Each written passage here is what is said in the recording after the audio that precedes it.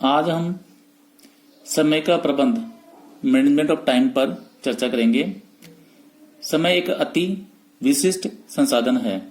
समय के प्रभावी प्रबंध के बिना योग्यता, ज्ञान, अनुभव तथा चातुर्य की व्यापक मात्रा भी एक प्रशासक को कुशल नहीं बना सकती है। समय प्रबंध प्रशासन में लगभग सभी स्तरों पर आवश्यक माना जाता है। इसके बिना संगठन में गंभीर समस्याएं उत्पन्न हो सकती हैं। संगठन में उच्च स्तर पर यह समस्या और भी गंभीर हो जाती है। पीटर एफ ड्रकर ने समय प्रबंधन के बारे में बताया कि सफल एवं प्रभावी अधिशासी वह है जो अपने समय की बेहतर देखभाल करता है। प्रबंध साहित्य में केवल 5 M मनुष्य, मशीन, सामग्री, पद्धति, मुद्रा की ओर ध्यान दिया गया है। इसमें समय तत्व को सम्मिलित नहीं किया गया है, जबकि यह महत्वपूर्ण अंग है। आज समय न केवल प्रबंध का एक संसाधन माना जाता है, अपितु यह सबसे जटिल तथा दुर्लभ संसाधन बन गया है। अब हम ये बात करेंगे कि समय प्रबंध क्या होता है। What is time management. समय प्रबंध से आशय विनियोजित समय के संदर्भ में अधिकतम प्रत्याय प्राप्त करने की कला से है। समय एक दुर्लभ एवं विशिष्ट संसाधन है। ऐसा निम्नलिखित विशेषताओं के कारण है। पहला है यह व्यक्तिगत संसाधन है। दूसरा है समय एक ऐसा संसाधन है जिसका संग्रह नहीं किया जा सकता है। समय एक ऐसा तत्व है जिसका विस्तार भी नहीं किया जा सकता है। समय के प्रभाव को नियंत्रित नहीं किया जा सकता है। संगठन में जैसे जैसे उच्चता की ओर बढ़ा जाता है, समय तत्व अधिकाधिक महत्वपूर्ण होता जाता है। व्यक्ति जैसे जैसे वृद्धावस्था की ओर बढ़ता है, वह समय की अधिक मांग करता है। प्रकृति के द्वारा सबको समान समय दिया गया है। अन्य कोई संसाधन ऐसा नहीं है जो आपराधिक रूप से बर्बाद किया जाता है। प्रायः ये कहा जाता है कि हमें समय नहीं मिला, हमारे पास समय का अभाव है। आज प्रत्येक व्यक्ति समय में कमी की शिकायत करता है। प्रश्न यह है कि ऐसा क्यों है। व्यापार रूप में एक व्यक्ति वृहद सामाजिक प्रणाली के अंतर्गत कार्य करता है तथा प्रणाली का प्रत्येक पक्ष एक व्यक्ति के समय पर विभिन्न प्रकार की मांगे करता रहता है। प्राय सफल व्यक्ति और असफल व्यक्ति दोनों में अगर समय की हम तुलना करें तो सफल व्यक्ति के पास में भी उतना ही समय होता है जो असफल व्यक्ति के पास में उपलब्ध होता है। फर्क यहाँ यह पड़ता है, अंतर यह है कि सफल व्यक्ति अपने समय का सदुपयोग करता है और असफल व्यक्ति समय की कमी का हमेशा बात करता रहता है। हम समय को एक मॉडल है, उसके द्वारा ये बताया गया है कि अनावश्यक बातों में हम लोग हमारा 80% समय व्यतीत कर देते हैं और उसका परिणाम 20% ही आ पाता है। आवश्यक परिस्थिति में जहां हमारा समय अधिक व्यतीत करना चाहिए था, वहां हम लोग खाली 20% ही समय व्यतीत करते हैं और उसका 80% परिणाम होना चाहिए। लेकिन वो जब 20% हम लोग समय व्यतीत करेंगे तो 80% परिणाम हमें प्राप्त होना मुश्किल है। अब हम समय को बर्बाद करने वाले घटकों के बारे में बात करेंगे। जैसा पहला है व्यक्तिगत अव्यवस्था। समय को सबसे अधिक बर्बाद करने वाला घटक भीतरी व्यक्ति या व्यक्तिगत असंगठन है। जब एक व्यक्ति भीतर से अव्यवस्थित होता है तो वह समय के मूल्य की प्राय उपेक्षा करता है। यदि वह भीतरी रूप से व्यवस्थित एवं शुद्ध है तो समय का पूरा उपयोग करने में समर्थ होता है। दूसरा है नियोजन का अभाव, लैक ऑफ प्लानिंग। ये भी समय की बर्बादी का एक प्रमुख कारण है।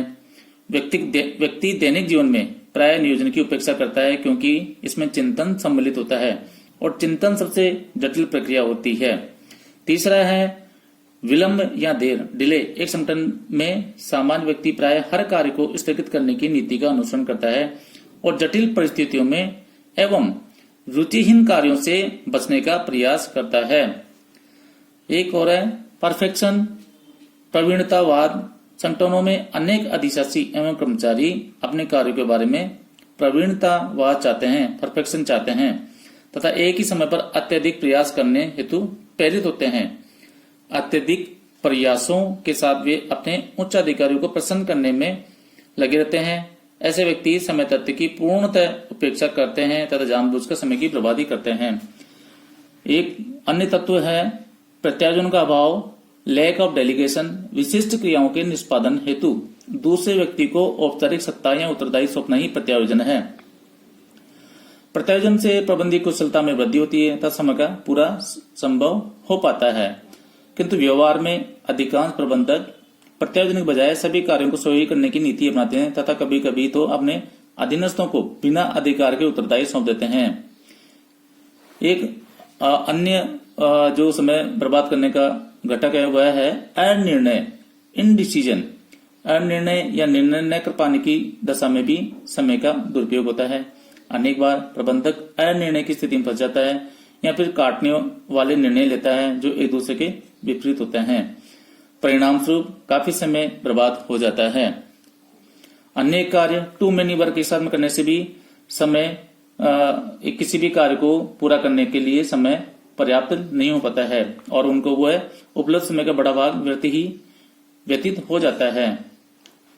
ओवर कमिटमेंट, कभी कभी व्यक्ति अपनी सामर्थ्य से ज्यादा वादा कर लेता है तथा अवास्तविक लक्ष्यों का निर्धारित कर लेता है। ये प्रवृत्ति समय को बर्बाद करने की ओर ढकेलती है। क्राइसिस मैनेजमेंट भी समय बर्बादी के कारण है। अनेक बार व्यक्ति किसी समस्या पर सामान्य दशा में ध्यान देना अनुपयुक्त समझता है तथा कोई संकट आने पर ही उस ओर ध्यान देने तत्पर होता है। ऐसी प्रवृत्ति वाला व्यक्ति संकट आते ही आग बबूला हो जाता है, महत्वपूर्ण कार्यों की उपेक्षा कर देता है, अधीनस्थों को आवश्यकता से अधिक कष्ट देता है तथा सामान्य प्रतिक्रियाओं के बजाय अधिक प्रतिक्रिया करता है। ऐसा व्यक्ति स्वतः ही समय बर्बाद करता रहता है। मीटिंग्स भी समय बर्बाद करने का कारण हो सकती है। अनावश्यक से ज्यादा सभाएं भी समय की बर्बाद करती है।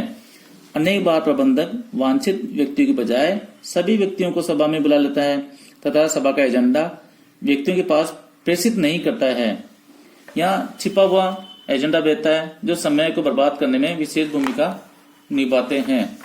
अब हम समय का प्रभावी प्रबंधन कैसे हो इस पर चर्चा करेंगे। सबसे पहले हमें प्राथमिकता तय करनी चाहिए, योजना बनानी चाहिए और अवरोधों के लिए ऐसे अवरोधों से अस्वस्थ नहीं होना चाहिए। नियंत्रण से परे कार्यों के लिए आकस्मिक योजना बनाई जा सकती है। सर्वोत्तम प्रयास करना चाहिए।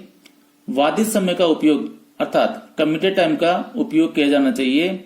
उदाहरण के लिए यात्रा के दौरान प्रतीक्षा समय आदि में पत्र लिखने, पढ़ने जैसे सामान्य कार्यों को किया जा सकता है। उपयुक्त संदेशवान चातुर्य पर यह विलंब को दूर करने या कम करने हेतु उपयुक्त संदेशवान चातुर्य का विकास किया जाना चाहिए। व्यक्तियों को बुलाने हेतु टेलीफोन आदि का प्रयोग किया जा सकता है। कार्य क्षेत्र में सुधार, अपने कार्य क्षेत्र में सुधार किया जाना चाहिए। उदाहरण के लिए अपने ऑफिस टेबल को फाइल्स तक कागजों से भरी हुई नहीं रखनी चाहिए, तैयार रहना चाहिए। आवश्यक कार्य तो हमेशा तैयार रहना चाहिए। अधिकारों का अधिकाधिक प्रत्यायोजन भी समय का उचित सदुपयोग है।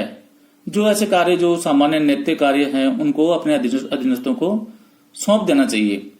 कार्यालय में 1 घंटा पूर्ण विश्राम को दिया जाना चाहिए जहां किसी प्रकार का व्यवधान न हो। टेलीफोन का प्रभावी उपयोग हो। उचित वादे, जरूर से ज्यादा वादे नहीं किए जाने चाहिए तथा ऐसे उत्तरदायित्व में कमी करनी चाहिए जो व्यक्ति की क्षमता से परे हो।